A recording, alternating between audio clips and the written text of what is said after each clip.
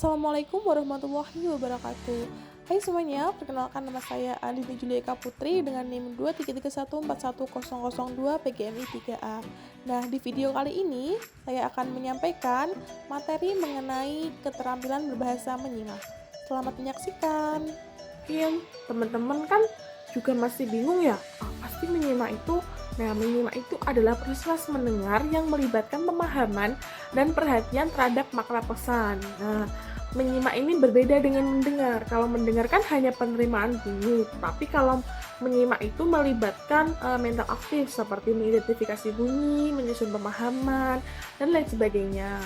Nah, menyimak itu bukan sekedar mendengarkan suara, melainkan lebih daripada itu. Ketika kita menyimak, kita tuh harus benar-benar fokus pada apa yang diucapkan, menangkap makna dan pesan yang ingin disampaikan. Ini tuh berbeda dengan mendengar yang bisa saja kita lakukan tanpa memperhatikan artinya.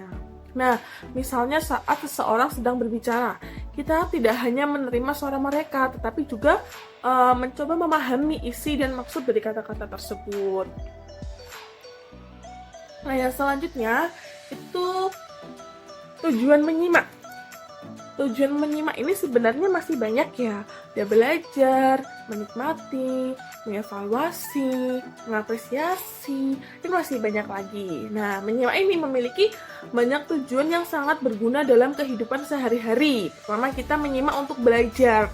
Kita tuh berusaha menyerap informasi dari apa yang disampaikan pembicara. Ini tuh sangat penting dalam konteks pendidikan, seperti saat mendengarkan kuliah atau presentasi seperti itu. Selanjutnya, menyimak itu juga bisa menjadi pengalaman yang menyenangkan. Ketika kita mendengarkan musik, puisi, pertunjukan seni, itu kita tuh tidak hanya mendengarkan, tetapi juga merasakan keindahan dari karya tersebut. Ini tuh menunjukkan bahwa menyimak itu bisa menjadi bentuk menikmati seni.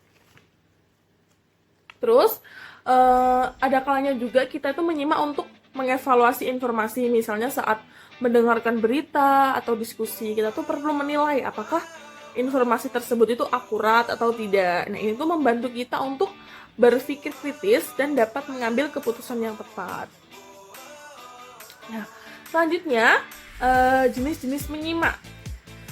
Jenis-jenis menyimak ini sebenarnya ada banyak. Di sini saya disebutkan 11. Itu ada menyimak ekstentif, shift, terus insensif, terus sosial, sekunder, estetik, kritis, dan lain sebagainya.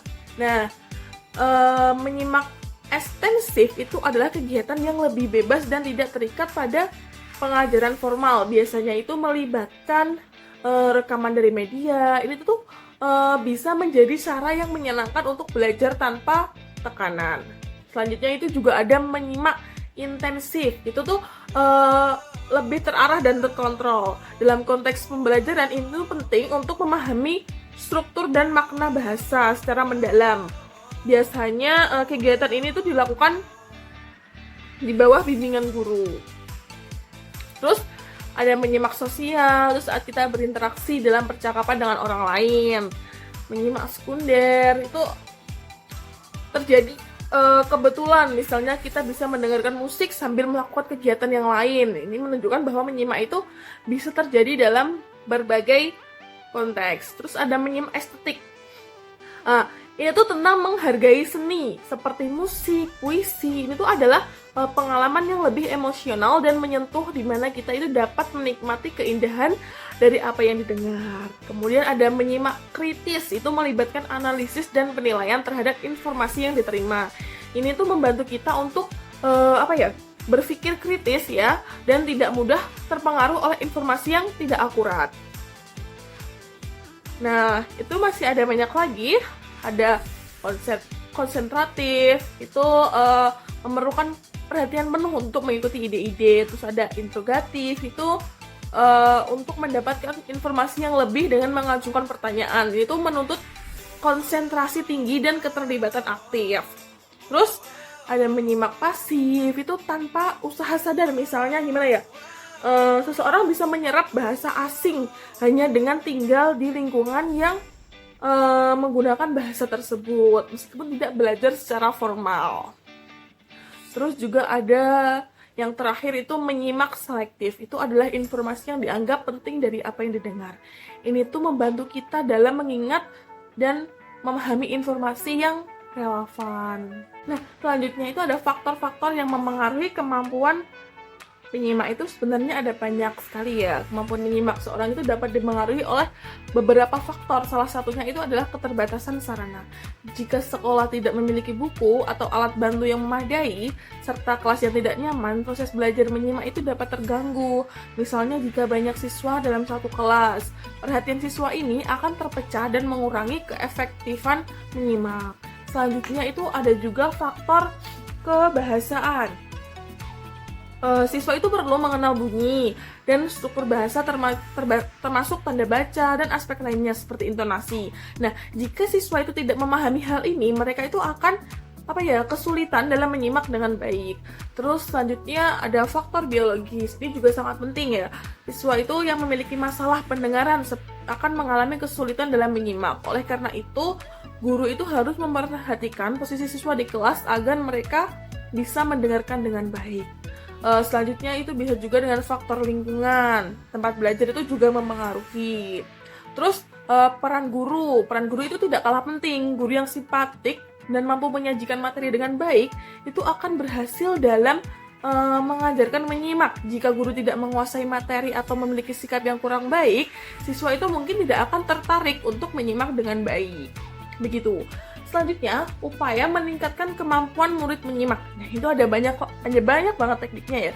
Salah satunya itu teknik loci. Mungkin kalian bingung ya, apa sih teknik loci itu? Nah, teknik loci itu gimana ya? Teknik yang membantu murid itu mengingatkan informasi dengan cara memvisualisasikan lokasi tertentu. Ini bisa membantu mereka dalam mengaitkan informasi dengan tempat yang mereka kenal. Selanjutnya ada teknik penggabungan yang mengajarkan murid untuk menggabungkan informasi secara berantai dengan mengaitkan pesan satu dengan yang lainnya. Mereka akan lebih mudah mengingatnya. Selanjutnya ada teknik fonetik. Nah, teknik fonetik ini itu menawarkan cara yang lebih kompleks dengan menggabungkan bunyi dan angka. Ini bisa berguna untuk materi yang lebih sulit dan membantu murid memahami hubungan antara bunyi dan makna. Selanjutnya itu juga ada teknik pengelompokan kategorial. Ini tuh memungkinkan murid mengorganisir informasi baru dengan cara yang sistematis. Ini tuh membantu mereka memahami struktur informasi sehingga lebih mudah diingat. Nah, di sini tuh juga ada teknik satu mulut satu kelas. Nah, guru itu membaca wacana dan murid itu menyimak lalu menjawab pertanyaan untuk mengukur pemahaman mereka. Itu sangat efektif untuk meningkatkan daya ingat dan pemahaman.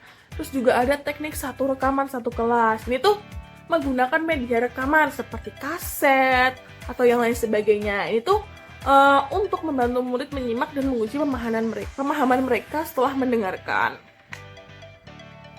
Terus ada juga teknik simak libat cakap dan simak